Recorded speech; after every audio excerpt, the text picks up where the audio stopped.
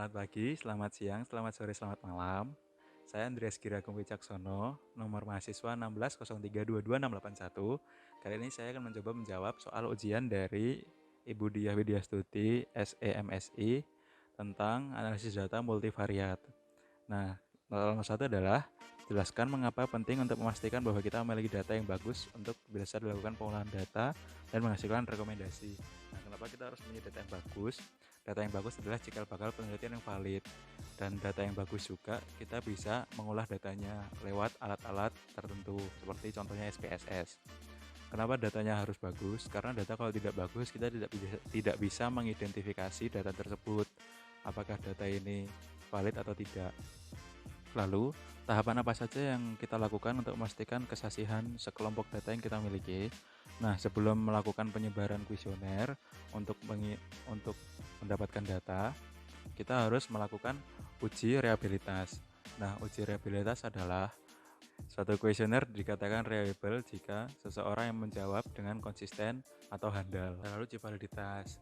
Nah, uji validitas adalah bagaimana kita membuat kuesioner yang benar-benar mengungkapkan suatu data tersebut. Jadi, kita bisa tahu datanya nanti mau dipisah sebagai apa, kategori apa, dan apa. Begitu. Untuk yang nomor 2, apa itu analisis data multivariat?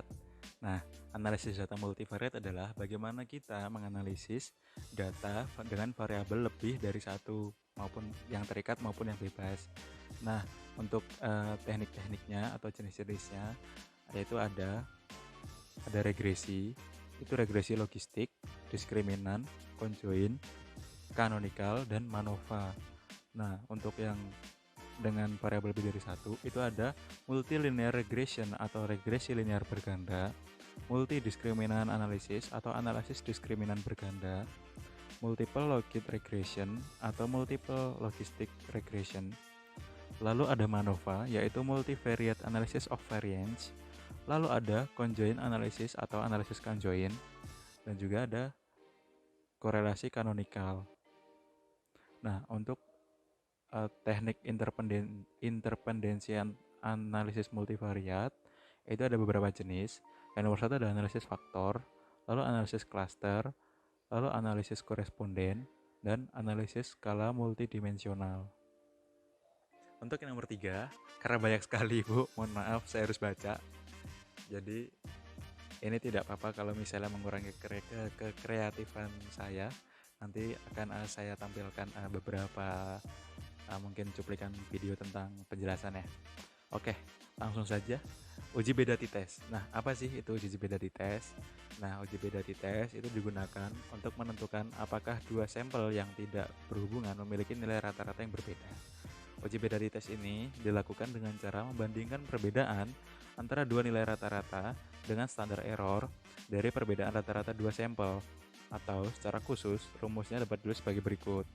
Rata-rata sampel pertama kurangi rata-rata sampel kedua dibagi standar error perbedaan rata-rata kedua sampel, yaitu menghasilkan T.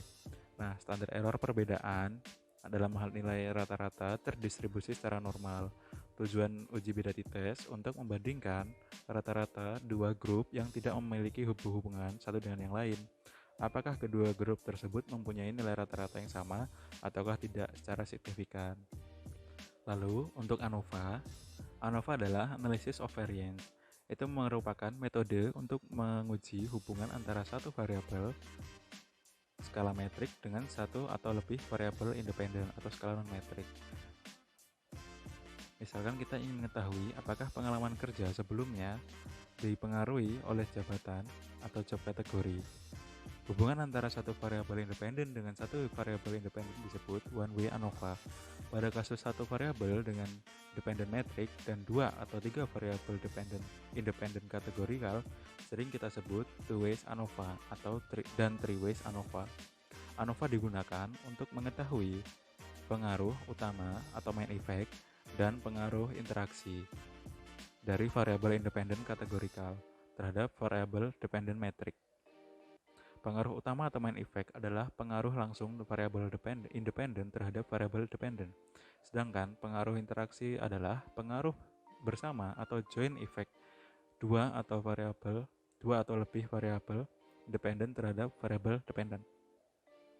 Sebagai misal, kita ingin mengetahui pengaruh gender pasien yang berinteraksi dengan cara pengobatan yang diberikan untuk mengurangi rasa depresi pasien. Wanita akan memberikan respon positif dengan cara pengobatan psikoterapi. Oleh karena itu, mereka mempunyai kesempatan untuk berbincang-bincang tentang perasaannya. Sedangkan pada laki-laki lebih senang menggunakan pengobatan meminum antidepresan. Dalam hal ini kita berharap cara pengobatan berinteraksi dengan gender untuk menurunkan rasa depresi. Lalu ada ANCOVA, Analysis Variance. Nah, ini memasukkan variabel independent matrix sebagai covariate ke dalam model. Tujuannya untuk menurunkan error variance dalam cara menghilangkan pengaruh variabel non-kategorikal yang kita percaya membuat bias hasil analisis. Misalkan dalam contoh, kita sebelumnya tahu bahwa gaji awal berkorelasi positif dengan gaji akhir, sehingga seseorang yang memiliki gaji awal tinggi akan meningkatkan gaji akhir mereka. Di samping itu, gaji awal juga berkorelasi dengan job cut atau jabatan kerja. Semakin tinggi jabatan, maka semakin tinggi pula gaji awal mereka. Sedangkan terhadap gender, gaji awal pegawai laki-laki akan lebih tinggi daripada gaji wanita. Jika hal ini terjadi, maka hubungan dua faktor job cut dan gender terhadap gaji akhir akan bias oleh hubungan kedua faktor tadi terhadap gaji awal. Untuk mengontrol variabel gaji awal, maka kita harus memasukkan variabel gaji awal sebagai covariate. Jika gaji awal tidak berkorelasi terhadap gaji akhir, maka kita tidak perlu membuat covariate. Lalu, multivariate analysis of variance atau MANOVA. Nah, perbedaan utama antara ANOVA dan MANOVA terletak pada banyaknya jumlah variabel dependennya. Pada MANOVA, jumlah variabel dependen lebih dari satu, dan variabel independennya jumlahnya dapat satu atau lebih. Apabila kita memasukkan variabel covariate pada variabel independennya, maka multivariate of variance. Berikut ini contoh model MANOVA. Sebagai misal, kita ingin mengetahui apakah gaji akhir dan pengalaman kerja sebelumnya berbeda atau sama untuk setiap kategori pekerjaan. Analisis regresi pada dasarnya adalah studi mengenai ketergantungan variabel dependen dengan satu atau lebih variabel independen dengan tujuan untuk mengestimasi dan atau memprediksi rata-rata variabel dependen berdasarkan nilai variabel independen yang diketahui.